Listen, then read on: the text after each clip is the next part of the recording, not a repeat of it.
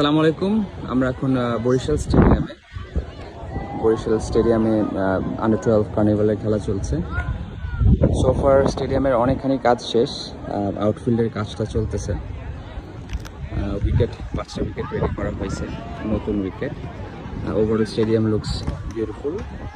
এইখানে যখন স্টেডিয়ামের কাজটা শেষ হবে, আশা করি এখানে আমরা বিভিন্ন ডোমেস্টিক ক্রিকেট, ইন্টারন্যাশনাল ক্রিকেটের পাশাপাশি বিপিএল আমরা করতে পারবো। The best part of the stadium is, যেটা আমি আপনার সাথে শেয়ার করতে চাই, সেটা হচ্ছে কি, this is the stadium, but if you look at, এরকম ভিউ আমার মনে হয় না খুব বেশি স্টেডিয়ামে আছে। বাংলাদেশে তো নাই, ইন্টারন্যাশনালি। নদীর পাড়ে স্টেডিয়াম, সামনে কেউ ঢাকবেন না, আমরা আশা করি স্টেডিয়ামের কাজটা খুব তাড়াতাড়ি শেষ হয়ে যাবে, এবং কাজ যখন শেষ হবে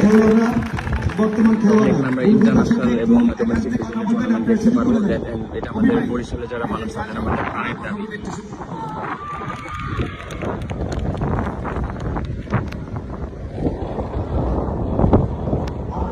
আনবিলিভেবল কিছু কাজ হয়েছে। এখন যদি আমরা একটু দেখি, ডরমিটরি